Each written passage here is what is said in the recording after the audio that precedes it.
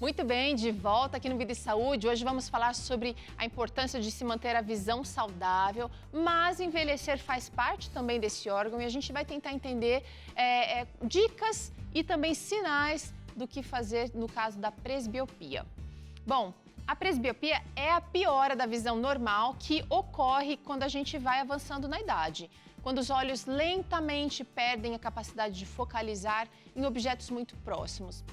Ela é também chamada de vista cansada e o problema ele se desenvolve com o passar dos anos e os sintomas geralmente vão surgir ali por volta dos 40, 45 anos de idade, atingindo cerca de 90% da população nessa faixa etária, de acordo com dados do Instituto Brasileiro de Geografia e Estatística, o IBGE. E como é um distúrbio ocular que todo mundo vai ter, ou quase todo mundo vai ter, né? E já está relacionado à idade, a gente precisa conversar hoje com a doutora Mariana Coelho, ela é oftalmologista e ela vai nos ajudar a entender melhor como a gente pode minimizar esses impactos que podem vir com essa perda gradual da visão. Doutora Mariana, bem-vinda ao Vida e Saúde, tudo bem com você? Tudo bem, Teru. É um prazer estar aqui com vocês hoje. Você sabe que eu estou preocupada com esse assunto porque eu já estou ali na beirinha dos 40, né? E minha vista está começando a dar sinais de cansaço. Todo mundo vai ter, doutora? Todo mundo vai ter, Teru. Infelizmente. Mais cedo ou mais tarde, né? Mais cedo ou mais tarde. Doutora, eu queria que você definisse pra gente o que é, de repente, falasse um pouquinho fisiologicamente, o que é a presbiopia? Eu vou primeiro explicar, Teru, como é que a gente enxerga para perto quando é jovem, para poder explicar para vocês o que é a presbiopia, combinado? Certo. Na verdade, a gente tem uma lente dentro do olho que chama cristalino. Essa lente sofre um processo de acomodação. O que é isso? Quando a gente é jovem, a gente enxerga para longe quando essa lente tem um formato. E aí, quando a gente vai ler de perto, essa lente fica mais gordinha e tem uma musculatura que trabalha junto com ela para fazer essa mudança e a gente faz um foco natural. O que vai acontecendo com a idade? Na verdade, vai acontecendo, existem até teorias, assim, a medicina não fala certamente, é por isso que acontece, mas é a associação de dois fatores. As duas principais teorias falam o seguinte: a primeira, que a musculatura ficou um pouco fraca, é isso que a gente às vezes explica para o paciente para ser um pouco mais fácil, mas na prática, aquela lente que ela tinha um poder de acomodar, de ficar um formato diferente, às vezes mais gordinha, às vezes menos gordinha, ela fica envelhecida e não consegue mais fazer essa acomodação como fazia antigamente. Então, a idade de acometimento, ela varia um pouco. Pode começar a partir dos 38, em algumas pessoas, mas tem outras que vai precisar de um óculos para perto só com 45, 47, eu já vi até, mas não é assim, a idade a partir dos 40, 42, a grande maioria já apresenta. Doutora, eu queria que você falasse um pouquinho pra gente quais são as causas. Você explicou muito bem aí, deu para entender que a gente vai passar naturalmente por essa mudança na nossa anatomia natural com o envelhecer, mas existem causas também para presbiopia, não é? A gente tem aqui, por exemplo, a idade que você já acabou de explicar, mas também, por exemplo, óculos inadequados, aqueles que de repente a pessoa compra por conta, ou de repente vai ao oftalmo, mas fica com a mesma lente por muitos anos sem fazer uma revisão, isso também pode prejudicar ou de repente adiantar, não sei se eu posso dizer assim, a presbiopia. Exato, pode e não é tão incomum. O que acontece? A principal causa, ao contrário do que a gente acha, que existem duas, na verdade. Esses óculos de barraquinha que a gente fala, de farmácia, se eles não estiverem adequados, o que é o mais comum, porque eles não foram feitos para o paciente, eles podem, se a pessoa usar, por exemplo, um grau mais alto de hipermetropia do que deveria ser, eles facilitam, a musculatura já acostuma com aquele grau em excesso e vai cansar mais rápido, né? Ou aquele processo de acomodação que a gente falou. Uma outra causa que é muito comum, que as pessoas não sabem tanto, que a gente vê muito no consultório, às vezes vai no oftalmo e é jovem, é míope e prescreve mais miopia do que deveria. Porque a miopia é um grau que a gente gosta. E aí, se a gente usa uma hipercorreção, que a gente fala, esse processo de acomodação também pode falhar um pouco mais rápido. Porque quando a gente usa esse óculos inadequado, às vezes de paciente que não teve dilatação na consulta, é super importante, a depender de alguns tipos de grau, que a gente dilate o paciente para fazer um bom óculos. E às vezes, quando o paciente não é dilatado ou quando não é tão feito como a gente gostaria, pode passar mais grau do que precisa. E sim, pode fazer com que esse processo de presbiopia adiante um pouquinho. Estou imaginando que vai forçar aqui a visão uma função que realmente ela não está precisando, não está preparada para isso. Ainda tem aqui, doutora, possíveis doenças oculares também serem fator de risco para presbiopia, né? Aí a gente fala um pouco mais em relação à catarata, por exemplo, né? Que é uma doença que vai trazendo com a idade. A gente vê mais comum depois dos 65 anos, mas isso acaba mudando um pouco o processo de acomodação, porque esse cristalino fica mais endurecido e favorece aí um aumento do grau de hipermetropia no começo, e quando a catarata vai ficando um pouco mais avançada, ela até reverte, ela cria um grau de miopia, quando ela está um pouco mais endurecida. Pois é. Agora é o seguinte, doutora, você falou em algum momento da nossa conversa aqui sobre fatores de risco, sobre a hipermetropia. Queria saber se existe diferença entre presbiopia e hipermetropia, ou se seria a hipermetropia um sintoma, uma descrição da presbiopia. Não, é super legal a gente explicar isso, porque as pessoas confundem. O hipermétrope, ele é uma pessoa, é o oposto do míope. Ele é uma pessoa que, em geral, tem um olhinho menor do que deveria ser, e ele tem um grau positivo que a gente fala. O grau positivo, ele é parecido com o grau da presbiopia, que a gente prescreve mais para frente. Mas a hipermetropia, ela é uma doença que pode ter em jovem. Então, o jovem que tem dificuldade de enxergar para perto, ele não é presbita, ele é hipermétrope. Ele tem um grau positivo, mas não é a presbiopia. Ele tem esse mesmo grau, para explicar um pouco melhor, ele tem tanto para longe quanto para perto, ele usa o mesmo grau. Ele não precisa de 2 óculos, um para longe e um para perto. Já o presbita, ele é um tipo de caso que vai precisar de 2. Se a pessoa tem dificuldade para longe, ele vai precisar do de longe e do de perto. O que muda é que quando a gente é jovem, a gente é hipermétrope, aquele óculos serve para tudo, eu não preciso trocar. Entendi. Ele para ler de perto. Agora na presbiopia não. Eu tenho que usar um outro óculos, então são coisas diferentes. O meu grau de longe na presbiopia é diferente do grau de perto. Essa aqui é uma definição, acho que boa, da gente colocar aqui. Doutora, quando a gente vai também, chegando nessa idade dos 40, 45, a gente também tem mais maturidade, está cuidando mais da saúde. E quando surge um problema, qualquer que seja, eles vão começar a ficar cada vez mais frequente a partir dessa idade, a gente normalmente tenta pensar em por que isso está acontecendo, sem levar em conta esses fatores que você acabou mencionando aqui. Por exemplo, a gente tem visto na pandemia que as pessoas, a gente tem usado muito mais telas, até por conta do trabalho, da escola das crianças.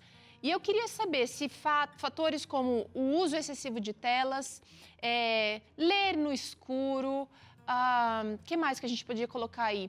Algumas até tabus, né, do que a gente acha que está maltratando a visão, se eles também podem ter relação com o adiantamento da presbiopia. Com o adiantamento da presbiopia, a gente não consegue falar em relação a isso. Mas eu vou comentar um pouquinho. Realmente, a gente usa muita tela hoje em dia. Então, a pessoa com 40 anos, 42 anos, por exemplo, que podia esperar um pouquinho mais para ter uma prescrição de óculos para perto, se ela usa muito a visão de perto ou o computador, com certeza ela vai perceber essa dificuldade mais cedo, né? Então, às vezes, a pessoa de 38 anos que tem um trabalho que não seja tanto de tela, ela já ainda não vai perceber, mas pode ter gente de 38 que usa tanta visão, que realmente vai prestar atenção e vai precisar, sim, de um óculos mais cedo, porque ela pode, inclusive, desenvolver dor de cabeça, por exemplo, se ela não usar um óculos já um pouco mais cedo do que antes. Então, não é que o computador está causando a presbiopia, mas ele faz a gente perceber a doença mais cedo. Quanto à questão de usar, por exemplo, telas no escuro, a questão dela é um pouco diferente, não tem tanto a ver com presbiopia, mas não é uma boa atitude, porque quando a gente está no escuro, a nossa pupila está dilatada. Isso quer dizer que a proteção do nosso olho, ela está reduzida. Então, toda a luminosidade que a gente for usar, principalmente muito perto, ela vai entrar mais no olho. E isso pode causar outras doenças oculares, como doenças da retina, doença macular relacionada à idade. A gente acredita que possa, no futuro, ter um pouco mais de relação. Olha, então, não é tão bom mesmo. Então, interessante é, quando for usar tela, usar num ambiente que esteja com a iluminação parecida, ou pelo menos não escura, né? Além disso, a luz azul das telas, isso já tem alguns estudos que mostram, pode dar insônia, né? Então, a gente orienta deixar os aparelhos no modo noturno, que é sem luz azul, quando a gente está a partir das 6 da tarde, porque isso faz com que a gente tenha menos exposição a essa luz, e isso faz com que a gente não tenha tanta insônia, porque algumas pessoas sofrem com isso. Faz todo sentido. Agora é o seguinte, eu queria que a doutora Mariana falasse pra gente os principais sintomas da presbiopia, já que a gente já mencionou aqui, né, o primeiro que seria talvez, a gente não consegue enxergar as coisas, mas de perto vai esticando o braço. Vamos ver na tela alguns outros sintomas? Eu tô vendo aqui dificuldade em enxergar letras e imagens muito pequenas. Tem também visão borrada ao ler algo na distância normal, que é isso aqui que a gente está falando. Às vezes a pessoa até enxerga um pouquinho, mas está tudo meio nublado ali, tá. Olha outro sintoma aí, dor de cabeça, a doutora Mariana comentou aqui, ou fadiga após tarefas que envolvem a visão de perto.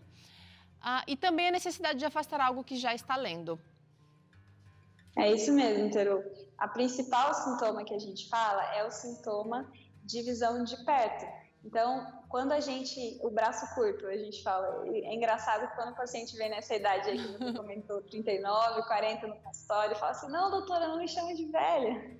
Mas, infelizmente, é esse sintoma, dor de cabeça, é muito importante, a gente ter que afastar os objetos, ou numa distância que a gente já estava acostumado a ler bem, a gente vê que de vez em quando começa a falhar. E isso que acontece aí bem comum quando a gente está na presbiopia. Esses são os sintomas iniciais.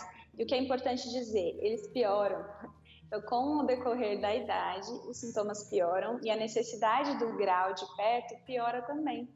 Então, o grau vai aumentando. Mas espera aí, com a idade. Me explica melhor isso. Olha só, se a pessoa está com essa dificuldade, às vezes tem ali alguma questão que ela não quer usar óculos, mas ela não procura o médico. Essa vista dela pode piorar muito rapidamente, não é a mesma coisa dela procurar esse ano e procurar o ano que vem vai estar muito pior, doutora? Ano que vem vai estar pior porque ele vai evoluir, não porque ela não usou, mas o fato de ela não usar pode sim causar mais sintomas no dia a dia. E não é só isso, esse motivo que a gente tem que procurar o médico, né? Às vezes a gente acha que vai no oftalmo só porque está sentindo algum problema, mas a gente tem que lembrar que existem várias doenças que a gente precisa rastrear, como glaucoma, doenças que não dão sintoma. Então, a avaliação anual é super importante para que a gente previna essas doenças. É uma oportunidade, vamos dizer assim, né? Agora, eu queria que você falasse um pouquinho, doutora, sobre tratamentos. Existe cura para presbiopia? Existe um tratamento definitivo, como cirurgia, por exemplo? A gente vai comentar um pouco aqui, mas acho que o óculos seria a primeira alternativa, né? Isso, o óculos é um dos tratamentos, e aí entra aqueles óculos que a gente tem medo, os chamados multifocais, né? Muita gente tem medo, mas esse medo não é bem justificado. Hoje a gente tem inúmeras lentes de muito boa qualidade que fazem com que esse uso do óculos multifocal seja mais confortável. Mas o óculos é uma primeira opção aí que a gente poderia colocar, ou multifocal ou usar um óculos só para leitura, quando a pessoa não tem grau de longe. Legal, foca aí no lado positivo, você pode usar uma armação bonita, mais moderna, que vai tirar um pouquinho esse seu pânico de usar óculos. Lentes de contato também seria uma opção. Exato, e isso que às vezes quem não gosta de óculos tem essa opção de lente de contato que está evoluindo muito na presbiopia. A lente de contato a gente pode fazer uma monovisão, o que é isso?